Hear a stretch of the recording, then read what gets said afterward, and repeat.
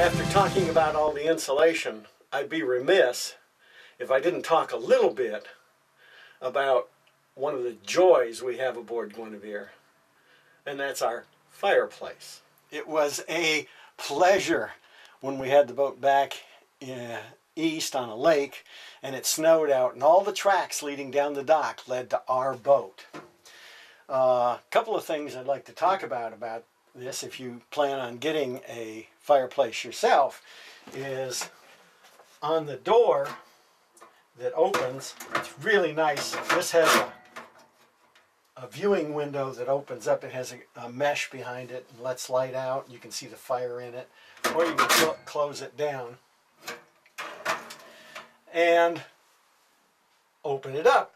One of the things that I think is critical is this fireplace has a ridge around the door on the inside that fits inside and laps the inside of the fireplace. That is vital. A friend of mine bought a similar one and it didn't have that ridge, and when he burned solid fuel, the sparks and embers would come out. Another thing to notice about our fireplace is that the entire firebox itself is completely surrounded by a stainless steel shield. Had that shield not been there, I definitely would have had to have placed some fire protection on the wood of the surrounding area of the fireplace. I know one North Sea used Italian tile to line the surround of his fireplace. Really looked nice. Now, for a long time, we burned just hardwood with it. We burned fat wood. This fat wood has a bit of an odor. You're either going to love it or hate it, I'm thinking. The other thing that we did was I tried to burn anthracite coal in it, and that did not work well. It burned so hot that the sides almost got red, and I couldn't close down the flue enough on this. It's not quite tight enough of a firebox to not overheat. So what we wound up burning a lot of was standard charcoal briquettes. And it didn't take me long to figure out that if I took a old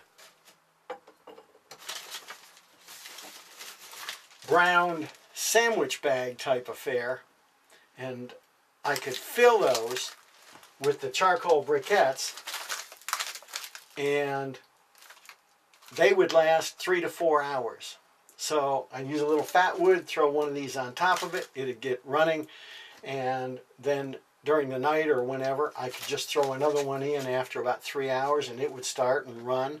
And we kept them in a watertight container. And by counting the bags, I knew how many hours I had.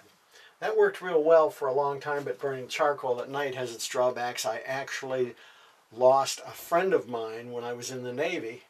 We were overseas, and he was in a room where they tried to use a charcoal briquette brazier to keep warm at night because it was extremely cold, and he died of carbon monoxide poisoning. What I came up with that lasts a long time and is safe is a standard, everyday type oil lamp. And I found one that has a square bottom to it that I can fill up.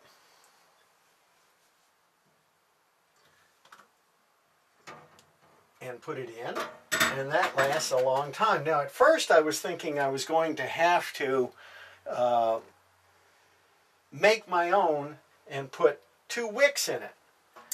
But then I discovered one of the neat things about it is if you look at the top of the stove, you'll see that this flue is toward the front of the stove, and behind it is a flat surface.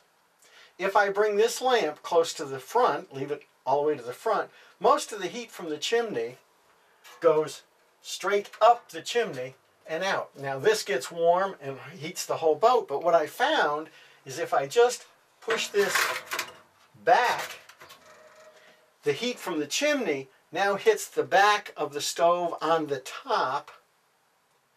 It heats the whole stove and then goes up the flue. So that's the high setting. So I've got a low and a high setting with only one burner.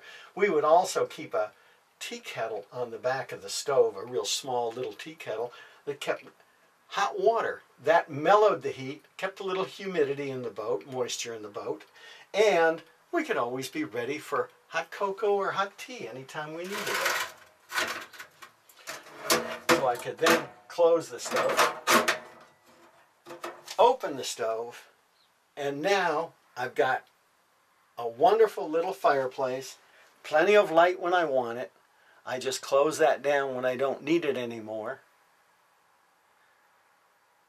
And we've got our fire for the fireplace.